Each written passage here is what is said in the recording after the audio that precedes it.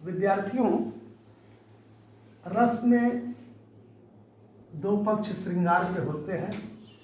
संयोग श्रृंगार के उपरांत अब वियोग श्रृंगार। वियोग श्रृंगार में यहाँ पर जो उदाहरण है उसमें उसकी जो विशेषताएं हैं वह भूषण बसन बिलोकत सिय के प्रेम विवश मन कंप पुलकतन नीरज नयन नीर भरे पिय के सकुचित कहत सुमिर उंगत सील स्नेह सगुन गुण तिय की। तो यहाँ पर जो रस है वियोग श्रृंगार का है। अस्थाई भाव इसका रति है, क्योंकि वियोग का हो या संयोग का है, दोनों का अस्थाई भाव रति है।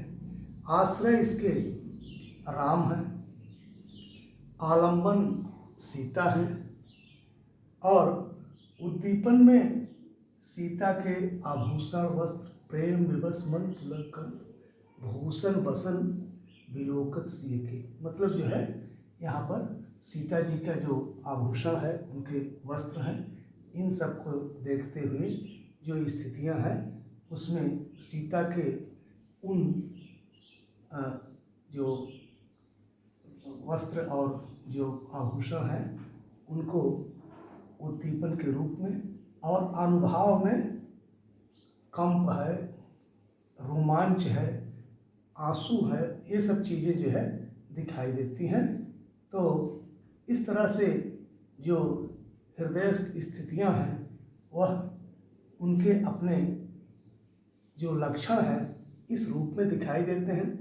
और जो संचारी भाव है उसमें स्मृति, संकोच, उमंग, इस प्रकार से यह सभी अवयव इसके अंतर्गत जुड़े हुए हैं। इस तरह से वियोग श्रृंगार के उपरांत अब आगे हास्य रस के संदर्भ में, हास्य में चाहे अपना हो कोई अन्य हो, वस्त्रों, उसकी बातों, उसके कार्यकलाप जो होते हैं उससे उत्पन्न हास नामक अस्थाई भाव के द्वारा और विभाव, अनुभाव और संचारी भावों का जब संयोग प्राप्त होता है तो उससे हास्य रस की निष्पत्ति होती है। और इसमें जिसे यह उदाहरण है, ते ही समाज बैठे मुंजाई हृदय रूप अहमित अधिकाई तह बैठे महेश गंधो विप्र वेश गत लखैन को सखी संग दे कुंवर तब चल जन राज मराल देखत फिरे महीप सब कर सरोज जयमाल।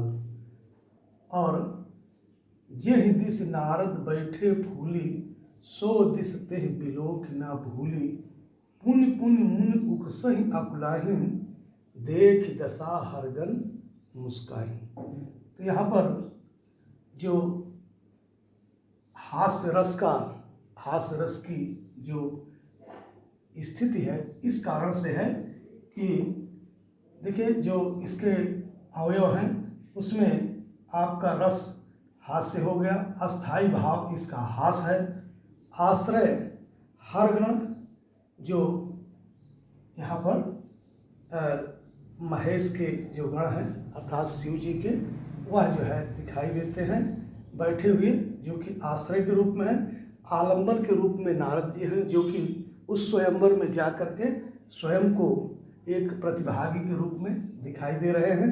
और उसके बाद उद्दीपन में नारद का यहाँ पर अपना स्वरूप उन्होंने जो निर्मित उनका स्वरूप है बदला हुआ, उसमें अपने आप को वह स्वयं को बहुत ही सुंदर मान रहे हैं, किंतु वास्तविकता का उन्हें ज्ञान नहीं है, इसलिए उनके स्वरूप को जो है उद्दीपन के रूप में देखा जा रहा है।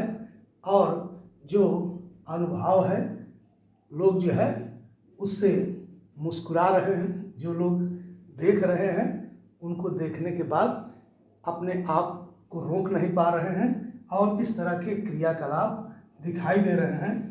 और संचारी भाव में जो नारद की अपनी विभिन्न प्रकार की जो चंचलता, चपलता है वह भी यहाँ पर प्रासंगिक है। इस तरह से हास्य रस का यह पूरा स्वरूप देखने को मिलता है और इसमें विभिन्न अवयवों का सम्मिश्रण है।